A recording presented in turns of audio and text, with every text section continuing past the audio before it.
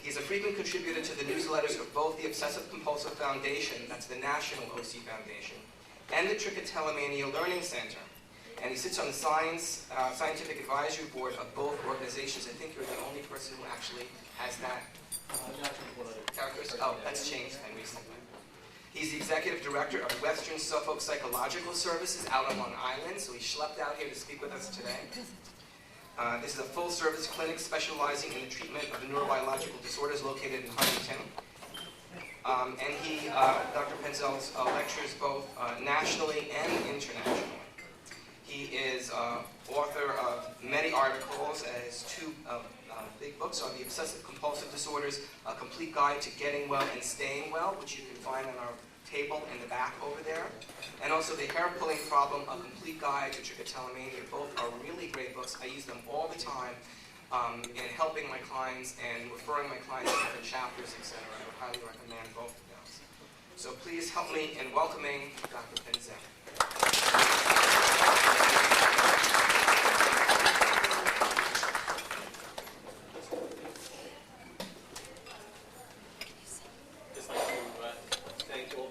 Folks at the New Jersey affiliate for inviting me today. And, okay. So we're going to, Alan, we're going to have that break at 12:30. 12:30, okay. They tend to go on a bit. So. Okay. I'm not going to dance or sing or anything. So I do karaoke occasionally. I need a couple of drinks to do that. Okay, so we're going to be talking about potholes on the road to recovery, why treatment may not always help. I hope everybody can see the slides.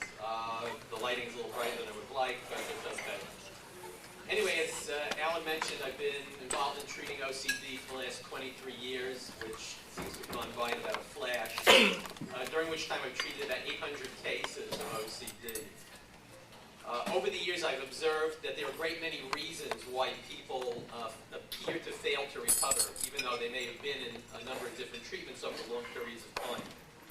I'm sure that some of the folks here today are still trying to find their way back from OCD and have already engaged in therapies of various kinds. You may even have been told that you were treatment resistant, which is a term that I really loathe. I think it's a really bad term. I think there are really very few people that cannot or will not respond to treatment. I think terms like this are very unhelpful because they're used by practitioners who are inept or uninformed and who probably run through the small number of options that they know about and then they've just sort of given up on a person. I think that labeling somebody as treatment resistant in this manner, all it really accomplishes is it takes away someone's hope, basically, and I think that's the one thing a mental health professional must never do. Now, although you may not have gotten the results that you have sought over the years, there's still no reason to feel as if there's nothing you can do. Now, we have time limitations, so I can't review every possible reason why people don't improve in treatment. However, my goal today is to outline what I found out to be the most common reasons, and I've listed 10 altogether and to briefly inform you about each one of them. Okay, actually, I'm going to start with my favorite opening cartoon. Can everybody read that? Dilbert actually says that. I'd like to start with a cartoon. It's about a guy who shows a cartoon before giving a boring presentation, but it doesn't work because the cartoon has no punchline. Anyway. And I like quotes a lot too, by the way, as you'll see during this talk. I'll give you a couple of my more favorite ones. They've said I'm an expert, and I was an expert is a man who's made all the mistakes which can be made in a very narrow field. So I guess that sort of qualifies me as an expert in this case. And finally, one of my favorite quotables, which is Mark Twain. He said, "It's noble to teach oneself, but still nobler to teach others, and less trouble." So, with that said, let's move on now to my list of. Now, these are what I've identified as the 10 most common reasons. There may be a lot of other reasons. Again, I hope you can see these. I'll read them off to you just in case you can't see them. One is lack of a proper diagnosis. Two is having a concurrent mood disorder. 3 is getting the wrong treatment. 4 is not getting comprehensive treatment. 5 is getting the right treatment, but in a very weak or ineffective way. Let's see. 6 lack of basic acceptances on the part of the sufferer. I'm going to go into detail on all these, so if any of these are unclear, I'll hopefully make them a little clearer. 7 is a low tolerance for frustration. 8 is procrastination. 9 is sabotage by significant others. And 10 is having become comfortable in one's discomfort. So, a phrase that I kind of like. Okay, so let us talk about number 1 on our list, the lack of a proper diagnosis, which means not actually having OCD at all. Now, there are people who have spent years in treatment for OCD, and I run into the fact, I interestingly enough, just encountered a fellow this last week who came in for a consultation with me and had been in several different treatments for OCD with various practitioners and had never succeeded, and he still felt he was at square one and getting very frustrated. And after talking with this gentleman who was in his early 30s, it turned out that he didn't have OCD at all. He had Tourette's. And nobody had ever noticed this because no one had ever asked him the right questions before. But it was very clear why the treatments hadn't worked. They'd been treating a case of Tourette's syndrome as if it was OCD. And I'll talk about Tourette's as a misdiagnosis in a little while. Sometimes it's very easy to see why that happens. But it's a perfect case in point, basically, of this problem. Now, there are a lot of things that do resemble OCD, but they're not. And I think it's common sense to say that a proper treatment can only result from a proper diagnosis. Again, as in the case of this fellow, a fair number of people have come to see me over the years who, on closer examination, didn't turn out to have OCD at all. So, I think the work of many mental health practitioners suffers from poor training and poor supervision. And a lot of people just, they don't know what they're doing out there. And I always feel if you don't know how to treat something, then just say so. Plenty of people will call me and say, I'm suffering from such and such. Will you treat it? And I say, well, no. I've never been trained to treat this before.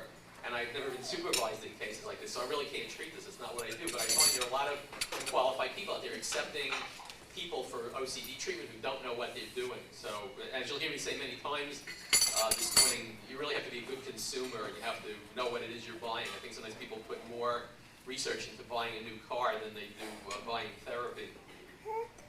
One of my favorite things that I run into occasionally is the diagnosis, and people tell me the diagnosis of having obsessive compulsive tendencies, which is really not a diagnosis at all because there is no such thing. And actually, has anyone here ever been told they have obsessive compulsive tendencies as opposed to OCD? My daughter saw this, but a lot of people have told me when I told them about my daughter that they have, and they go outside and all the things. Right. And so people say, well, I don't know if I have OCD. I have obsessive compulsive tendencies. And I say, well, it doesn't mean anything, But at the bottom of it all, a lot of practitioners do not ask the simple and important questions that should be part of their job. Now, one of the biggest confusions in diagnosing OCD is mistaking behaviors that are repetitive or perseverative, or people who experience bizarre thoughts. Now, I can certainly understand how a layperson may be unable to recognize OCD when they see it, but I think it's much more difficult to understand how so-called professionals can make the same mistake.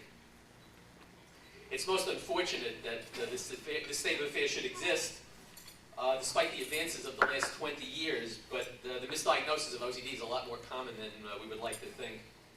So I'm going to go over now some of the more common types of things that sufferers and their families or the practitioners they've gone to have mistaken for OCD. The first one is autism. This is actually a subject close to my heart. I have a 13-year-old son who happens to be autistic, so when someone comes into my office who's suffering from something on the autism spectrum, I know it. I don't pretend to treat autism, but you learn a few things living with it. Now, autism is a developmental disorder that can severely affect an individual's ability to communicate verbally and to relate to people socially. Among their many symptoms, autism sufferers display perseverative and repetitive behaviors. And these things can include, I'm sorry, this was my mistake. Okay, this is the list of things, and I'm going to be doing these in detail. This is a list of things that are frequently mistaken for OCD, as you can see. And let me jump back to autism now. As you can see, it's autism, Asperger's disorder, Tourette's, and tic disorders, obsessive-compulsive personality disorder, OCPD, as we like to call it, schizophrenia, and attention deficit disorder. So let me jump back to autism now. Now, some of the features of autism that are mistaken for OCD are repetitive gestures or motions, lining up or organizing things in perfect ways, saying things repetitively, like words, phrases, or sounds, the same thing over and over again, or adhering to rigid schedules, or ways of doing particular things that cannot be altered in any way. So there are many other aspects of autism. These are some of the things that a lot of practitioners sometimes pick up on, particularly in small children, less so in adults because by then they've been through the system, they've been diagnosed. But I've had a number of children who I referred on for autism evaluations because the pediatrician or some school psychologist or child psychologist or psychiatrist that they took them to told them that they had OCD, and in fact they did not. Now, some of the differences between autism and OCD. First of all, autism is a disorder of language and social relatedness, not doubt and guilt, as in the case of OCD. Autistics do things repetitiously for sensory reasons or to calm their nervous systems. So this is very different than, in OCD, yes, people are also doing things to relieve anxiety, but it's a different kind of anxiety in OCD. It's usually, if you had to sum up OCD in 2 words, it would be pathological doubt, basically, that you could reduce it to. And people with autism don't really have the kind of doubts that people with OCD have, so they don't get anxious about the same kind of things. Usually, they're more anxious about just trying to, function in a normal world, basically, and trying to make sense of what's going on around them when very often they can't. Also, autistics like sameness and order, as it is reassuring and comforting, not for superstitious or perfectionistic reasons. So this is why you see this in autism. But is it OCD? No, definitely not. It has no relation to OCD, and it's nothing like it at all. Okay, let's talk about Asperger's disorder. That's the next diagnosis. Okay, now this disorder is believed to be very closely related to autism. It has the same problems in social relatedness, but without the verbal problems. People with Asperger's are very verbal. They start talking early. They're good readers at early ages. They're very knowledgeable about certain subjects. And, but they do seem awkward or odd and don't do well socially. They don't sort of get the normal social interactions that seem to come naturally to most people. It's like autism, but they don't have the verbal problems. They have the social relatedness problems. Now, among other symptoms, people with Asperger's have, first of all, as you can see, it says a focus on very specific, limited, and intense interests, which they pursue to the exclusion of everything else, occupying many hours per day. So I think one thing that we see here is that they will spend hours and hours engaged in things. Like people will call me and say, oh, my child spends 8 hours a day on the computer with this one video game that they only play to the exclusion of everything else. They don't have any friends. They don't go anywhere.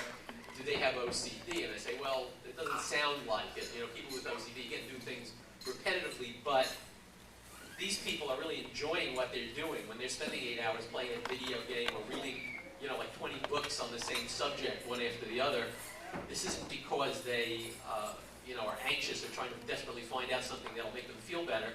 They really like this. They're into it. It's fun. It's stimulating to them.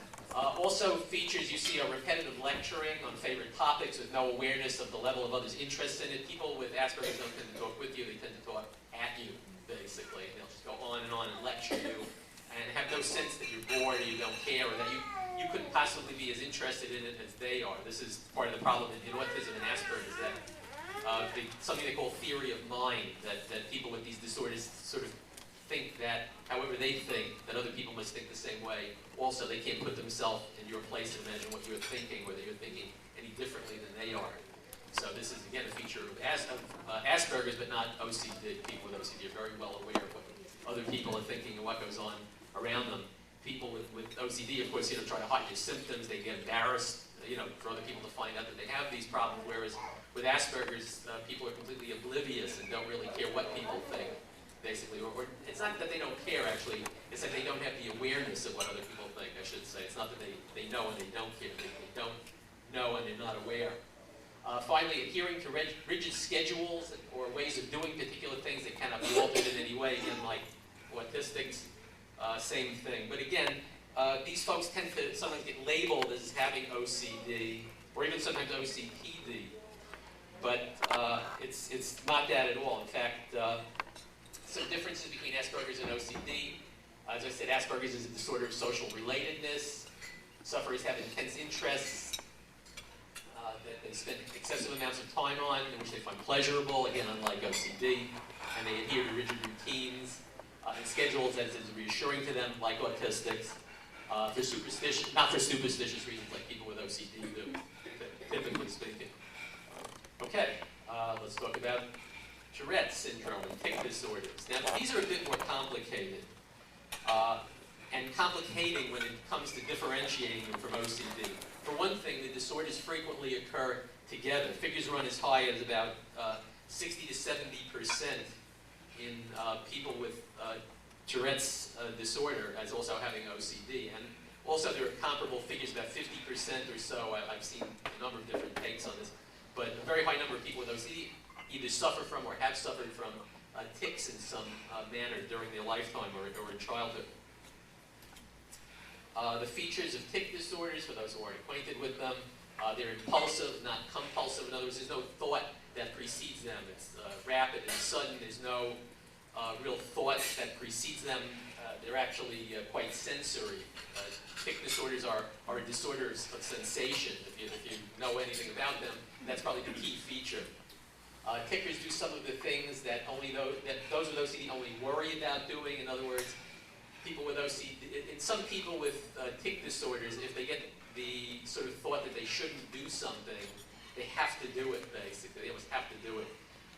Sometimes they'll just do things that are kind of strange. They'll pinch or poke other people standing next to them. They'll make loud noises at times in places where they know it would be embarrassing to them. Sometimes they'll have to say what they're thinking out loud, even though they know it's going to embarrass them. So this is very different from OCD, which is, this great deal of inhibition and avoidance.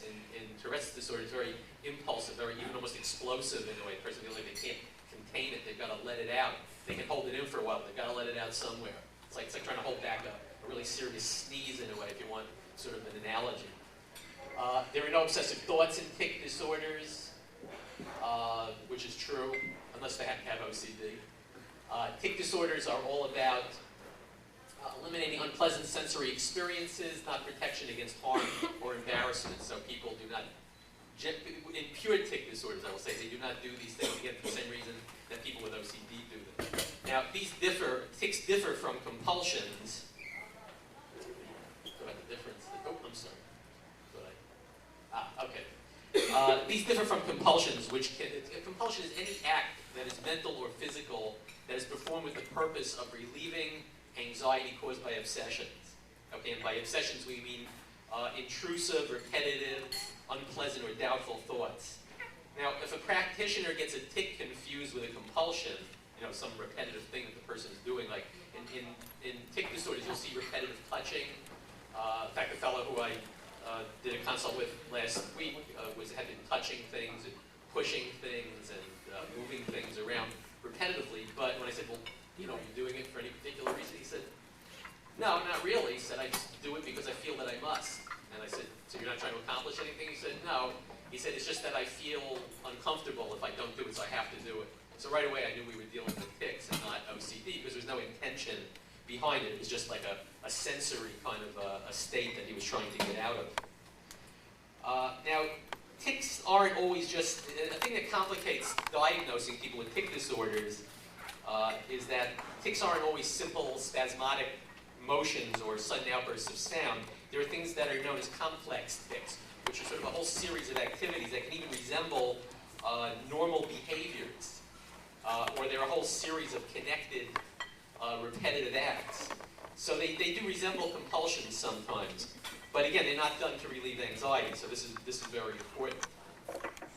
Now also, some tics do have, as I said, a resemblance to common compulsions, such as touching or doing the same act over and over, moving in the same way repetitively. Again, it's just, in Tourette's, they're trying to do it to get what we call a just right feeling. In Tourette's, you do things until it feels right in a sensory manner, and then you can stop. basically, as opposed to OCD, where you have to get something straight in your mind and then you can stop, basically. I mean, it's similar in some respects. Now, this is even further complicated by the fact of something that has come to be known as, and I don't know how many of you heard of this, we call it Tourettic OCD. The Tourettic OCD is very interesting because it's where people start combining or melding the two disorders.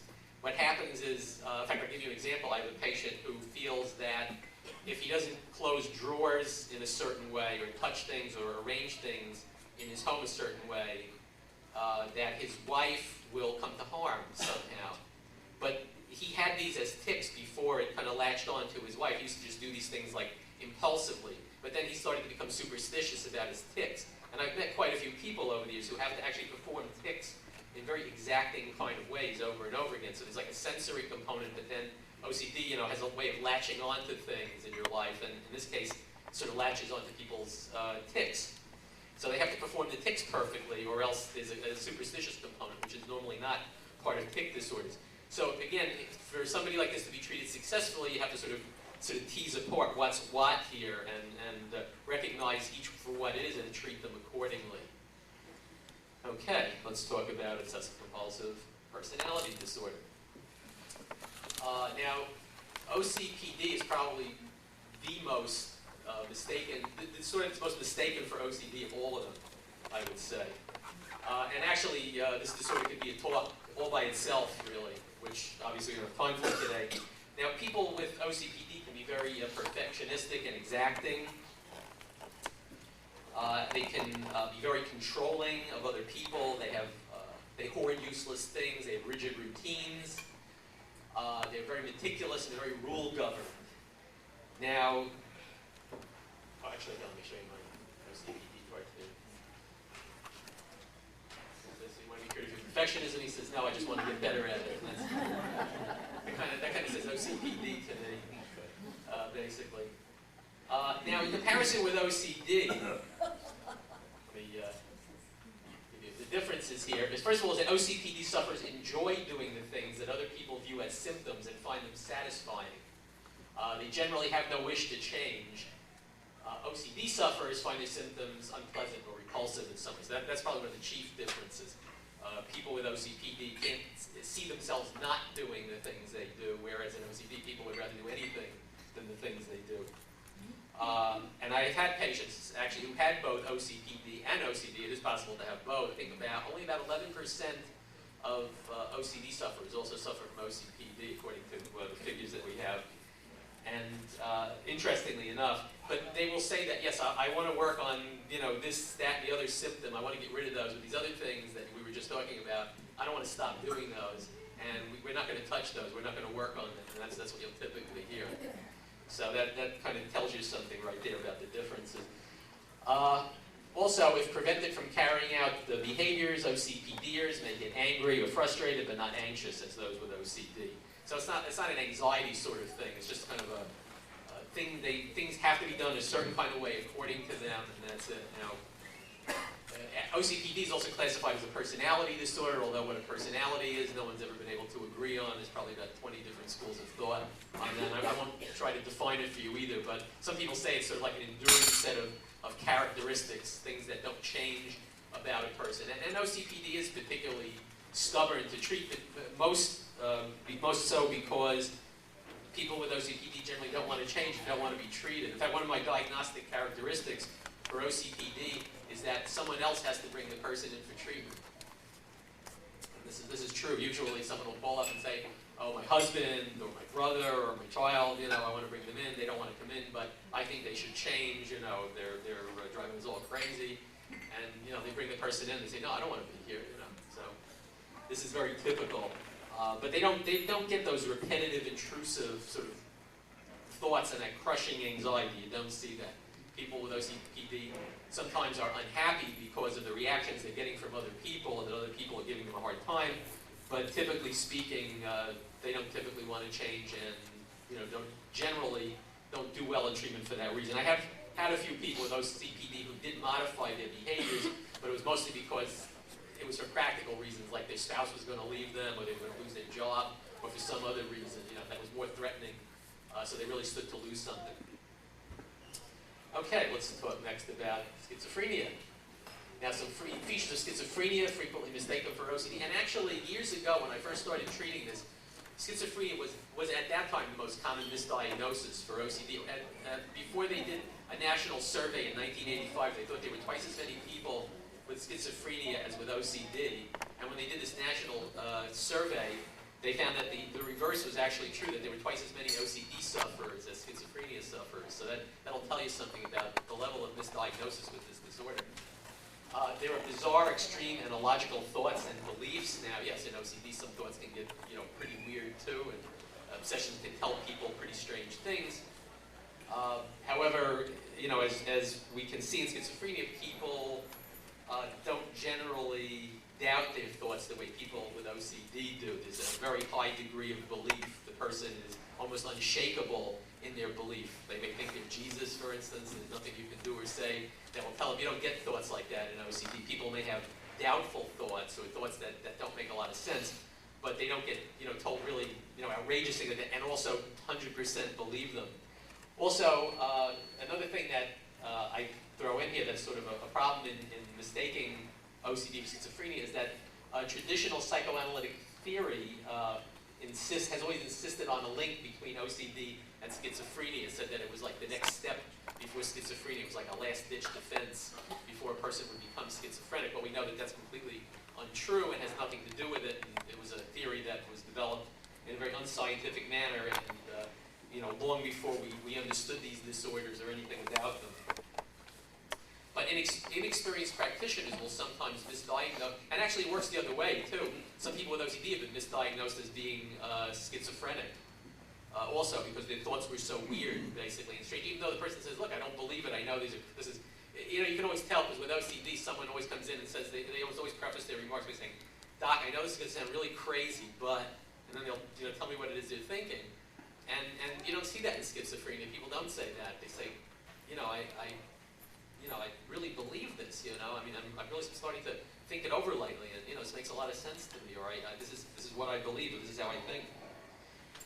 So, again, in schizophrenia, there may be a little doubt, but not the level of doubt with OCD that you typically see.